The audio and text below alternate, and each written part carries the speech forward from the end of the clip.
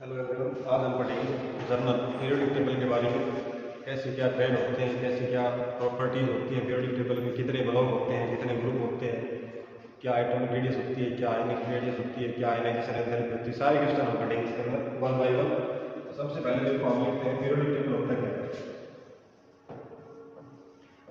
Periodic table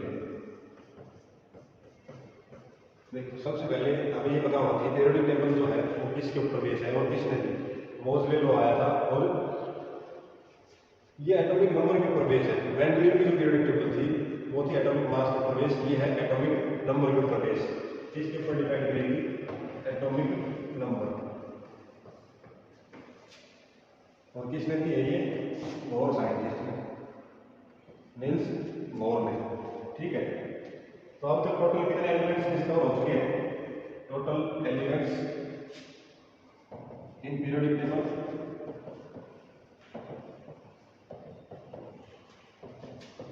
118। Total अब तक 118 elements हैं जो डिस्कवर हो चुके हैं। तो अगर हम बात करें पीरियोडिक टेबल की, तो ये दिखने में कैसी है, इसकी थोड़ी सी हम संरचना देखना चाहें तो कैसी है पीरियोडिक टेबल देखने के अंदर। ठीक है, तो हम बढ़ाते हैं पीरियोडिक टेबल।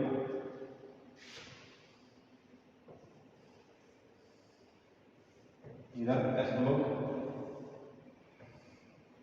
इधर पी ब्लॉक और ये डी ब्लॉक।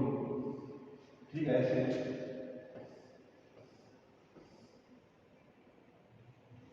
और ये ऐसे। ठीक है, ये क्या है? एस ब्लॉक, ये दोनों। ठीक है, ये है P block. P block, P block कहां से कहां तक है? एस ब्लॉक है ग्रुप नंबर 1 से 2 और पी ब्लॉक ग्रुप नंबर 13 से और 18। ठीक है, डी ब्लॉक, ये है डी ब्लॉक। डी ब्लॉक कहां से कहां तक है? डी ब्लॉक है ग्रुप नंबर 3 से और ग्रुप नंबर 12 तक। ठीक है, ऐसे ही एफ ब्लॉक कहाँ है? ये रहा एफ ब्लॉक 6th और 7th पीरियड में, यहाँ है एफ ब्लॉक।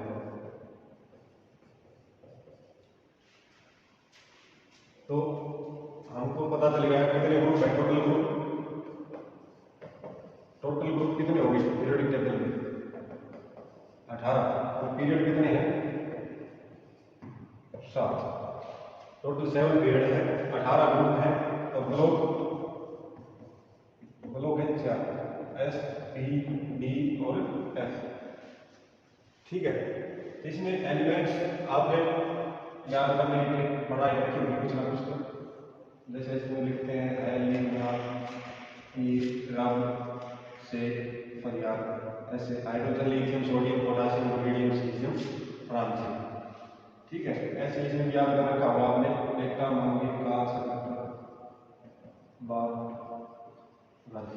ऐसे beryllium, magnesium, calcium, strontium, barium, radium, ये आपने याद कर रखे होंगे। ठीक है, जर्नल में बिल्कुल ये सभी को याद होना चाहिए। पीरियोडिक टेबल अगर याद नहीं है फिर काम नहीं चलेगा। ऐसे शक्ति, विकर, मंफी, ठीक है, को, नी, क्यू और ये जल, ऐसे 21 से 30 तक। ये फर्स्ट ट्रांजिशन सीरीज होगी। Scandium, titanium, beryllium, chromium, manganese, iron, copper, निकल, कोबाल्ट, निकल, कॉपर और जिंक। ठीक है, ऐसे ही ये लास्ट वाला कौन सा हो गया, इसको बोलते हैं हम नोबल गैस। ठीक है, उससे पहले जो है उसको क्या बोलते हैं हम? हैलोजन्स।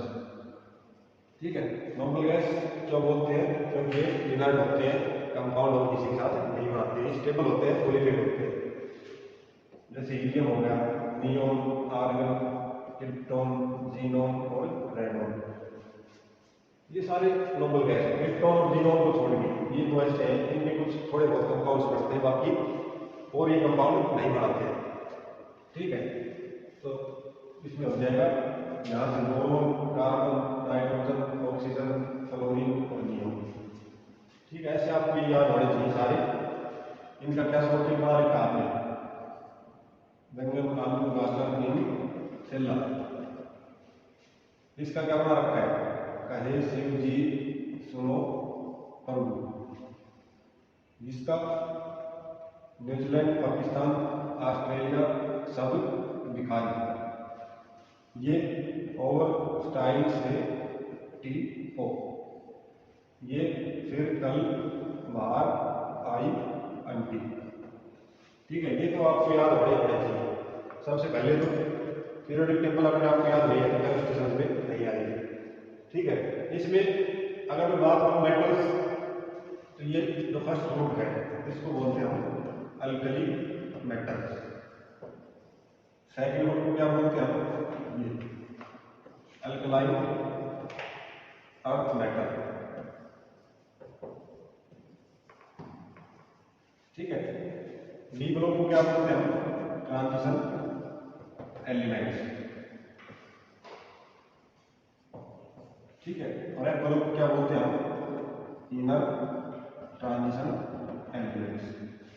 ठीक है, डी ब्लॉक में भी अगर बात करूंगे लास्ट वाला डी ब्लॉक में बात करूँ तो जिंक कैडमियम और मर्क्यूरी, इसको हम ट्रांजिशन एलिमेंट नहीं बोलते। क्यों ट्रांजिशन एलिमेंट क्यों नहीं बोलते इनको, क्योंकि ये इनका लास्ट जो है डी सब्सटेंस कंप्लीटली फिल्ड है। और ट्रांजिशन एलिमेंट होने के लिए क्या कंडीशन है, डी में 1 से 9 पार्शियली फिल्ड होना चाहिए। और इसमें क्या हो रहा है, जैसे जिंक है आर्गन 18 3d10 और 4s2, तो जो 3d है ये कंप्लीटली फिल्ड है। डी में कितने हैं, 5 ऑर्बिटल होते हैं, dxy dz dzx dx square minus y square और dz स्क्वायर। सिंगल ऑक्यूपाई करोगे 10 है, फिर पेयरिंग स्टार्ट हो जाएगी तो ये कंप्लीटली फिट हो जाएगा। तो ये जो ग्रुप है ये वाला, इसको हम ट्रांजिशन एलिमेंट नहीं बोलते। देखो इसमें जनरल कुछ बात करेंगे हम कैरेक्टरिस्टिक्स की। जनरल कैरेक्टरिस्टिक्स क्या रहेंगे इसके अंदर, सबसे पहले अगर मैं बात करूं, देखो एटॉमिक रेडियस, इसमें क्या ट्रेंड रहेगा, एटॉमिक रेडियस जो होती है वो top to bottom in group क्या होगा, इंक्रीज होगी। ग्रुप के अंदर ऐसे लिखूंगा मैं, ग्रुप में क्या होगी, टॉप टू बॉटम क्या होगी, इंक्रीज। इसका रीजन क्या रहेगा, because nuclear force of attraction decrease. ठीक है, कितना आपको याद रखना है, एक हम ग्रुप में मूव करेंगे तो क्या होगा, एटॉमिक रेडियस है वो इंक्रीज करेगी, सेल बढ़ते जाएगी। जैसे 1s पे है इलेक्ट्रॉन का, फिर 2s पे जाएगा, 3s में, 4s में, 5s 6s और 7s। ऐसे अगर हम डाउन द रोड जाएंगे किसी ग्रुप पे तो क्या होगा, जो एटॉमिक रेडियस है वो इंक्रीज करती जाएगी, because nuclear force of attraction decrease हो जाएगा। जो लास्ट वाला इलेक्ट्रॉन है वो दूर चला जाएगा, सेल्स बढ़ती चली जाएगी। अगर मैं बात करूं पीरियड के अंदर, पीरियड में मूव करेंगे हम left to right, left right क्या होगा, एटॉमिक साइज क्या होगा, डिक्रीज। रीजन क्या लिखोगे, बिकॉज न्यूक्लियर चार्ज या nuclear force of attraction increases. ठीक है, इतना आप कर लोगे। जैसे लेफ्ट राइट एक पीरियड में मूव कर रहे हैं, और 7 पीरियड है, तो लेफ्ट राइट अगर हम मूव कर रहे हैं तो क्या होगा, एटॉमिक साइज डिक्रीज छोटी होती चली जाएगी, because nuclear force of attraction increase हो जाएगी। न्यूक्लियस और आउटमोस्ट सेल में इलेक्ट्रॉन है वो इंक्रीज हो जाएगा। न्यूक्लियस में क्या होता है आपको पता है, न्यूक्लियस में क्या होता है, न्यूट्रॉन प्लस प्रोटॉन। ठीक है, और बाहर जो रिवॉल्व करते हैं वो क्या होता है, इलेक्ट्रॉन्स।